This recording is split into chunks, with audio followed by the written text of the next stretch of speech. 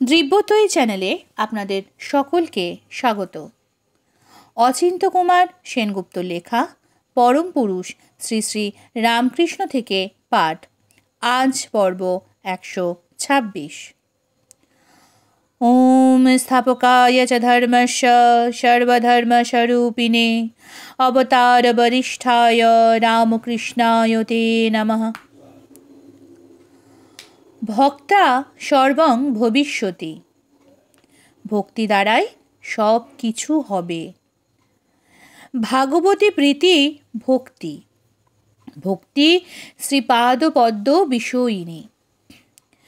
স্ফটিকমণির ঘরে যে প্রদীপ জ্বলে তার প্রকাশ তীব্র, সেই প্রদীপে যদি জ্বলে আবার পদ্মরাগমণির ঘরে, তার প্রকাশ মধুর। তেমনি একই নিখিল প্রদীপে ভগবানের দুরকম প্রকাশ, তীব্র আর মধুর। তীব্র প্রকাশের নাম ঐশ্বর্য, মধুর প্রকাশের নাম মাধুর্য। আমার এমন কোনো সাধ্য নেই, নেই আমার আধারে এত আয়তন যে তোমার ঐশ্বর্যকে প্রকাশ করি। কিন্তু ভালোবাসতে কে না পারে বলো? বনের পশু পাখিও পারে। তেমনি যদি একবার ভালোবাসতে পারি, তোমাকে দেখাতে পারি মধুর হওয়া কাকে বলে। তুমি তো মধুলুব্ধ মধুসূদন, তাই আমার মধুর হওয়ার কারণই হচ্ছে তুমি আছো। ভক্তই ভগবদ্স্তিত্বের প্রমাণ, তেমনি আমিও যেন তোমার পরিচয়টা বহন করি। পাত্র না পেলে তুমি তোমার কৃপা ঢালবে কি করে? আমাকে সে শূন্য শান্ত পাত্রটি হতে দাও। অমলা ভক্তি, নিশ্চলা ভক্তি, বিশুদ্ধা ভক্তি, বিমুক্তা ভক্তি। স্বীয় প্রিয়ের নাম কীর্তন করবে লজ্জা কি?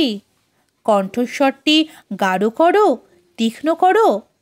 কখনো উচ্চহাস্য, কখনো রোদন, কখনো আর্তনাদ, কখনো গান, কখনো উন্মাদ নৃত্য।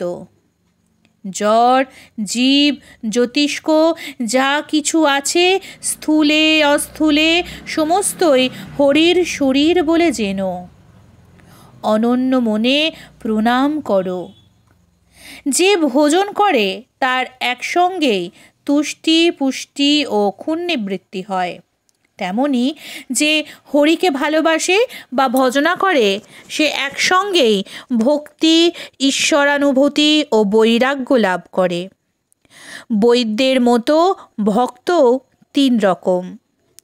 যে সর্বভূতে সমদৃষ্টি, অর্থাৎ যে সর্বভূতে ঈশ্বরকে দেখে, সে উত্তম ভক্ত। যার ঈশ্বরে প্রেম, জীবে মৈত্রী, অজ্ঞে কৃপা, বিরোধীর প্রতি উপেক্ষা, সে মধ্যম ভক্ত। আর অধম বা প্রাকৃত ভক্ত কে? যে শুধু বিগ্রহে প্রতিমায় হরির পূজা করে, হরিভক্ত বা আর কাউকে নয়, সে অধম বা প্রাকৃত ভক্ত। সন্দেহ কি উত্তম ভক্তই ভগবৎ প্রধান? বাসনা নয়, বসুদেবী তার একমাত্র আশ্রয়। অবশে অভিহিত হলেও যে হরিনাম পাপ হরণ করে, সেই হরির পাদপদ্ম সে প্রেম রজ্জু দিয়ে বেঁধে রেখেছে হৃদয়ের মধ্যে। সাধ্য নেই হরি ত্যাগ করে সেই সুধা নিবাস। কলিতে নারদীয় ভক্তি বললেন ঠাকুর। নারদ মানে কি? যে নার, অর্থাৎ জল দেয়। জল মানে কি? জল মানে পরমার্থ বিষয়ক জ্ঞান। নারদ কি করে? শ্বাসে গ্রাসে হরিনাম করে, বিনা হস্তে সুখাসীন। নারদ একদিন জিজ্ঞেস করলে ব্যাসকে, তোমাকে ক্ষুব্ধ দেখছি কেন? এমন মহাভারত রচনা করেছ, ব্রহ্মসূত্র রচনা করেছ, তোমার আর কি চাই? এত বই লিখেও তৃপ্ত হলো না? ব্যাস দীর্ঘশ্বাস ফেলল। কেন আমার এই অতৃপ্তি আপনিই বলুন বিচার করে। আমি জানি, বললে নারদ। তুমি ভগবানের অমল চরিত কথা বলনি বিশদ করে। ব্রহ্মজ্ঞান হরি ভক্তিপূর্ণ না হলে প্রীতিপ্রদ হয় না। ভক্তিতেই তৃপ্তি, ভালোবাসাতেই গৌরব, অশ্রুতেই আনন্দ। সুতরাং ঈশ্বরের লীলা কথা বর্ণনা করো। রসের আকার হচ্ছে রাস। বর্ণনা করো সেই রাসলীলা। ব্যাস রচনা করল ভাগবত। পরম বেদ্যকে শুধু জানা নয়, তাকে ভালোবাসতে জানাই আসল বিদ্যা। বিদ্যা ভাগবতাবধি। হাবাতে কাঠ নিজে একরকম করে ভেসে যায়, কিন্তু একটা পাখি এসে বসলেই ডুবে গেল, বলছেন ঠাকুর। কিন্তু নারদাদি বাহাদুরি কাঠ, নিজে তো ভাসেই, আবার কত মানুষ, গরু, হাতি পর্যন্ত নিয়ে যায় সঙ্গে করে। যেমন স্টিমবোট। আপনিও পারে যায়, আবার কত লোককে পার করে। ঠাকুরের কাশি হয়েছে। মহেন্দ্র ডাক্তার বললে, আবার কাশি হয়েছে? তা কাশিতে যাওয়া তো ভালো। হাসল ডাক্তার। ঠাকুর হাসলেন, বললেন, তাতে তো মুক্তি গো। আমি মুক্তি চাই না, ভক্তি চাই। মুক্তি হলে তো সব ফুরিয়ে গেল, সব শূন্যাকার।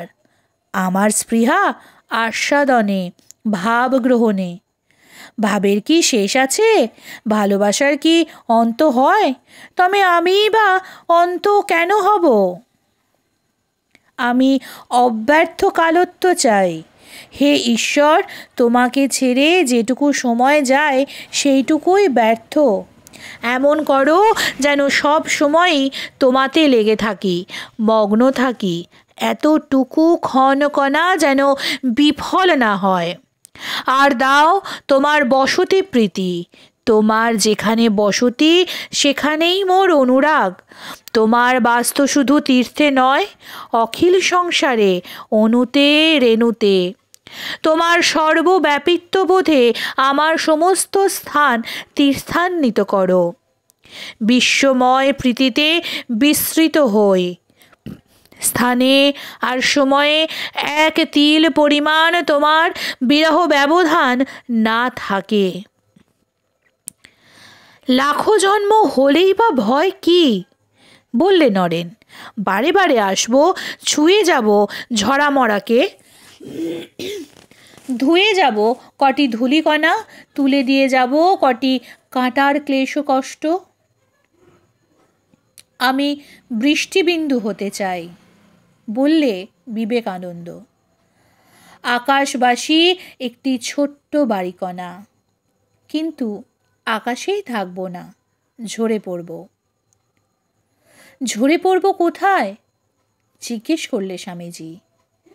শিকাগোতে স্বামীজির সঙ্গে দেখা করতে এসেছে সেই ফার্সিনী গায়িকা মাদাম কালভে। তাকেই এই প্রশ্ন। নীরবে গাঢ় নম্র চোখে চেয়ে আছে মাদাম। ঝরে পড়ব, কিন্তু সমুদ্রে নয়।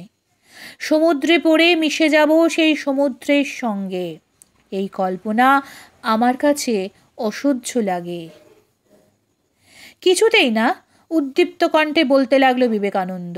আমি মোক্ষ চাই না, নির্বাণ চাই না, বিলুপ্তি চাই না।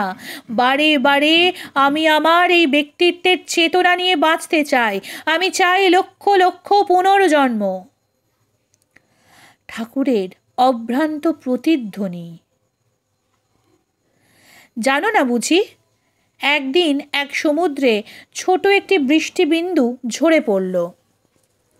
মাদাম কালভের দিকে চেয়ে বলল আবার স্বামীজি, সমুদ্রে পড়েই কাঁদতে লাগলো বৃষ্টিবিন্দু। কাঁদতে লাগলো কেন? তন্ময়ের মতো জিজ্ঞেস করলে মাদাম। ভয়ে দুঃখে মিশে যাবে, মিলিয়ে যাবে এই বেদনায়। সমুদ্র বললে, ভয় কি, দুঃখ কি? কত শত বৃষ্টিবিন্দু, কত শত তোমার ভাই বোন এমনি করে পড়েছে আমার মধ্যে, জল হয়ে মিশে গিয়েছে জলাশয়ে।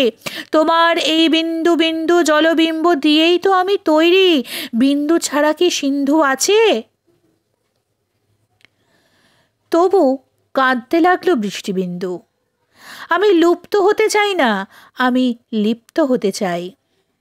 সমুদ্র বললে, বেশ, তবে সূর্যকে বলো তোমাকে মেঘলোকে নিয়ে যাক, আকাশ থেকে ঝরে পড়ো আর একবার। খুশির রঙে টলমল করে উঠল সেই বৃষ্টিবিন্দু। চলে গেল মেঘলোকে, আবার ঝরে পড়ল। এবার জলে পড়ল না, মাটিতে পড়ল, তৃষ্ণার্ত মলিন মাটিতে।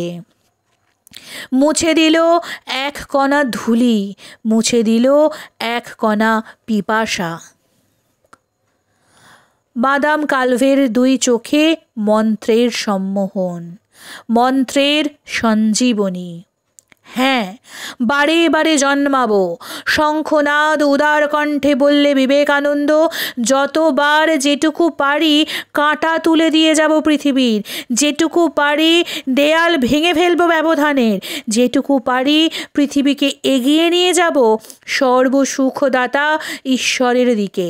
আমি চাই না আমার এই ব্যক্তিত্বের বিনাশ, এই আত্মচেতনার বিলুপ্তি। আমি সেই মহান অজানা, সেই অখিল অলৌকিক। বারে বারে এই লোক সংসারে ফিরে ফিরে এসে জানাবো নিজেকে, এক অধ্যায় থেকে আর এক অধ্যায়ে, বৃহত্তর অধ্যায়ে। দুই চোখ জ্বলে উঠল স্বামীজির। ঠাকুর জিজ্ঞাসা করলেন, হ্যাঁ রে নরেন, আর পড়বি না? নরেন বললে, একটা ওষুধ পেলে বাঁচি, যাতে পড়া টরা যা হয়েছে সব ভুলে যাই। শুধু পাণ্ডিত্যে কি হবে, আর কতই বা পড়ব জিজ্ঞেস করি। হাটের বাইরে থেকে দাঁড়িয়ে একটা হো হো শব্দ শোনা যায়। হাটের মধ্যে ঢুকলে তখন অন্যরকম। তখন সব দেখছো, শুনছো, কোথায় কি বেপার বেশাতি, কোথায় কি দরদাম। সমুদ্র দূর থেকে হো হো শব্দ করছে। কি হবে শুধু শব্দ শুনে? কাছে এগো, দেখবে কত জাহাজ, কত পাখি, কত ঢেউ, তারপর স্নান করে তার স্বাদ নাও। সার কথা হাটের মধ্যে প্রবেশ করা, অবগাহন করা সমুদ্রে। গুরুর জন্য শাস্ত্রপাঠ, পথ নির্দেশের জন্যে। গুরু না থাকে, না জোটে, শুধু ব্যাকুল হয়ে কাঁদো, কেঁদে কেঁদে প্রার্থনা করো। তিনি দেবেন সব বলে কয়ে, জানিয়ে বুঝিয়ে। সমুৎকণ্ঠায় কণ্টকিত হও। আসন জমিয়ে বসলাম তোমার এই দুয়ারে, প্রস্তুত হয়ে এসেছি, মরবার জন্য প্রস্তুত। যাকে ইচ্ছে সরিয়ে দাও, তুলে নাও, আমাকে পারবে না হঠাতে। কিছু একটা করে তবে উঠব, হয় ধরে নয় মরে। হয় তোমার ঘরে মিলন, নয় তোমার দুয়ারে মৃত্যু। ঘর দুয়ার এক করে ছাড়ব। নরেন বেশি আসে না, ঠাকুর আক্ষেপ করছেন। নিজেই আবার প্রবোধ দিচ্ছেন নিজেকে। তা ভালোই করে, ও বেশি এলে আমি বিহল হই। কাউকে কেয়ার করে না নরেন, এইটিই যেন কত বড় তার গুণের কথা। বলবো কি, আমাকেই কেয়ার করে না? স্নেহদ্রব স্বরে বলছেন ঠাকুর। সেদিন কাপ্তানের গাড়িতে যাচ্ছিল আমার সঙ্গে। ভালো জায়গায় তাকে কত বসতে বলল কাপ্তেন, তা সে চেয়েও দেখল না। সেদিন হাজরার সঙ্গে কত কি কথা কইছে। জিজ্ঞেস করলুম, কি গো, কী সব কথা হচ্ছে তোমাদের? পুড়িয়ে দিল আমাকে। বললে লম্বা লম্বা কথা। দেখেছ তো কত বিদ্বান আমার নরেন, তবু আমার কাছে কিছু প্রকাশ করে না, পাছে লোকের কাছে বলে বেড়াই। মায়ামোহ নেই, বন্ধন পীড়ন নেই, একেবারে খাপ খোলা তরোয়াল। প্রথমে ধূমায়িত, পরে জ্বলিত, পরে দীপ্ত, পরে উদ্দীপ্ত এই অগ্নি। সন্ধ্যের পর ঠাকুরের কলকাতা যাবার কথা। পায়চারি করছেন এদিক ওদিক আর মাস্টারের সঙ্গে পরামর্শ করছেন। তাই তো হে, কার গাড়িতে যাই? এমন সময় নরেন এসে উপস্থিত। এসেই ভূমিষ্ঠ হয়ে প্রণাম করল ঠাকুরকে। এসেছ, তুমি এসেছ? যেন ঘুমট করেছিল চারদিক, এক ঝলক বসন্ত বাতাস ছুটে এলো। যেমন কচি ছেলেকে আদর করে তেমনি ভাবে নরেনের মুখে হাত দিয়ে আদর করতে লাগলেন। ভাবখানা এই, আমাকে ছেড়ে যাবি কোথায়? কতদিন থাকবি তোর ওসব জ্ঞানতর্কের পাথর দেশে? আমি তোকে গলিয়ে দেব, ছুঁয়ে ছুঁয়ে, আদর করে করে, তোর চোখের সঙ্গে চোখ মিলিয়ে। জ্ঞানতর্কে পারবো না তোর সঙ্গে, কিন্তু তোকে ভালোবাসায় জিতে নেব। আমি যদি তোকে ভালোবাসি, তবে সাধ্য কি তুই আমাকে ফেলে যাস, আমাকে ছেড়ে থাকিস? মাস্টারের দিকে তাকালেন ঠাকুর, হাসি হাসি মুখে বললেন, কি হে, আর যাওয়া যায়? আনন্দ ভরা চোখে মাস্টারও হাসতে লাগলো। জানো, লোক দিয়ে নরেন্দ্রকে ডেকে পাঠিয়েছিলেম, ও এসেছে, বলো আর কি যাওয়া যায়? যে আজ্ঞে, আজ তবে থাক। ঠাকুরও যেন পরম স্বস্তি পেলেন। বললেন, হ্যাঁ, কাল যাব, গাড়ি না হয় নৌকোয় যাব। কি বলো? আজ নরেন এসেছে, লোক পাঠিয়েছিল মিটবা, ওর কি দায় ছিল আসতে? তবুও ও এসেছে, আজ আর যায় না। আর সব ভক্তবৃন্দ যারা সমবেত হয়েছিল তাদের উদ্দেশ্য করে বললেন, তোমরা আজ এসো, অনেক হলো। একে একে প্রণাম করে বিদায় নিল ভক্তেরা। নরেনের বেলায় না রাত না দিন। হরিবিনে কৈসে গোয়াংবি দিন রাতিয়া, তবু একবেলার ক্ষণিক মিলন নয়, চাই চিরজীবন ধনের সঙ্গে চিরজীবন ক্ষণের মিলন। আমি একতাল সোনা, আমাকে তুমি আগুনে পুড়িয়ে গলিয়ে নাও। কি বিশ্বাস হয় না? জ্বালো তোমার আগুন, আজই হাতে হাতে নাও পরখ করে। তোমার যেমন খুশি সকল নাচে নাচিয়ে নাও আমাকে, বাজিয়ে নাও সকল রাগিনেতে। সব ছেঁকে নাও, বেছে নাও, পিষে নাও, তোমার যা পছন্দ তাতেই আমি রাজি। তুমি যাতে নিশ্চিত, তাতেই আমি নিশ্চিত।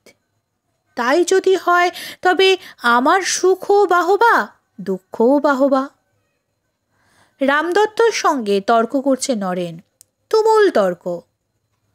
মাস্টার এক পাশে বসে, ঠাকুরও দেখছেন চুপ করে।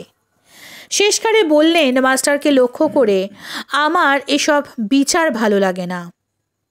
ধমক দিলেন রামকে, থামো না, থামো তো, আস্তে আস্তে। কে কার কথা শোনে? রাম থামলেও নরেন থামবে না, কিন্তু তাকে কে ধমক দেবে?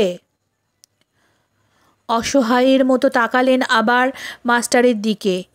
বললেন, আমি এসব বাগবিতণ্ডা জানিও না, বুঝিও না। আমি অবোধ ছেলের মতো কাঁদতুম আর বলতুম, মা এ বলছে এই, ও বলছে ওই, কোনটা সত্য তুই আমাকে বুঝিয়ে দে। এই আত্মনিবেদন, এই ভক্তি পরম প্রেম রূপা ভালোবাসার করস্পর্শে লৌহ দুর্গের দ্বার খোলা। কিছু জানি না, কিছু বুঝি না, তবু তোমাকে ভালোবাসি। ওম নিরঞ্জনং নিত্যমনন্তরূপং ভক্তানুকম্পাদ্রিতবিগ্রহং বৈ ঈশাবতারং পরমেশমিড্ডং তং রামকৃষ্ণং শিরসা নমামি। আজকের পর্ব এখানেই শেষ হলো। পরবর্তী পর্ব আসবে আগামীকাল। নমস্কার, সঙ্গে থাকুন, সুস্থ থাকুন, ভালো থাকুন। জয় ঠাকুর।